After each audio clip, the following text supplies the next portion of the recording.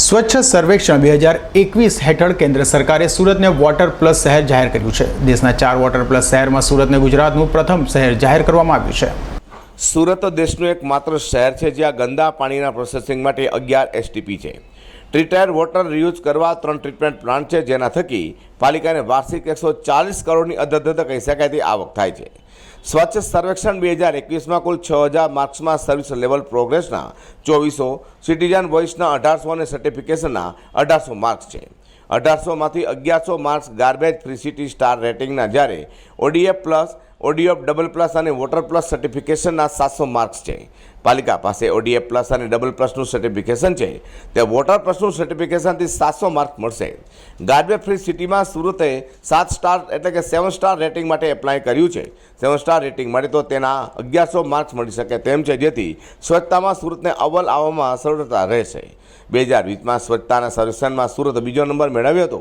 તે અંગે સુરત મહાનગરપાલિકા કમિશનર વધુ માહિતી આપી હતી। ભારત સરકાર દ્વારા મિનિસ્ટ્રી ઓફ હાઉસિંગ અને અર્બન અફેર્સ દ્વારા આખા ભારતમાં પહેલીવાર ગુજરાતમાં સુરત શહેરને વોટર પ્લસ સર્ટિફિકેશનનું બિરુદ મળ્યું છે।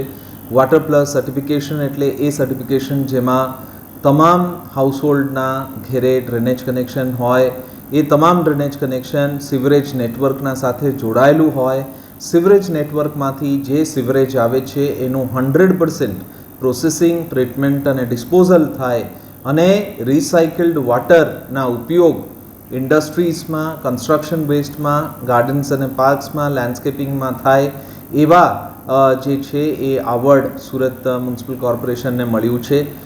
સુરત એવા એક શહેર આખા ભારતમાં છે જેના દ્વારા જે સિવરેજ વોટરને સેકન્ડરી ટ્રીટમેન્ટ કર્યા પછી ટર્શિયરી ટ્રીટમેન્ટ કરીને ઇન્ડસ્ટ્રીયલ યુઝ માટે વપરાશમાં લેવામાં આવે છે અને એમાંથી લગભગ 140 કરોડ જેવા માવતર રકમ જે છે એ આવક તરીકે સુરત મ્યુનિસિપલ કોર્પોરેશનને મળે છે।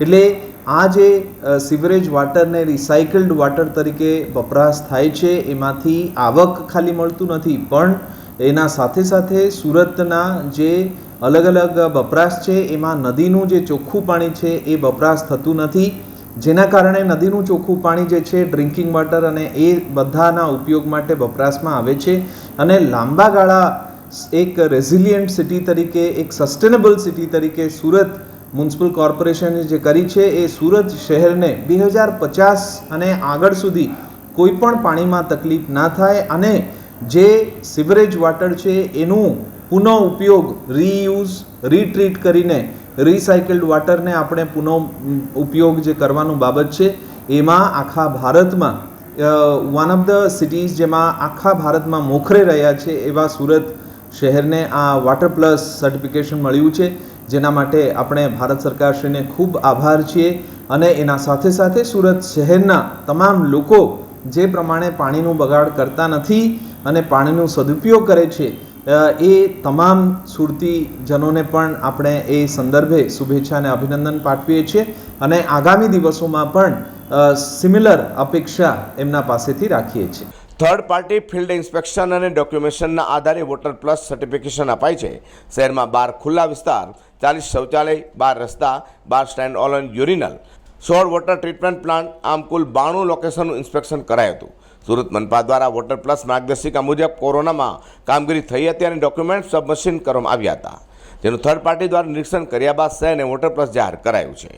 અઝર કુરેશી સાથે પ્રકાશ વાળા, G10 ન્યૂઝ।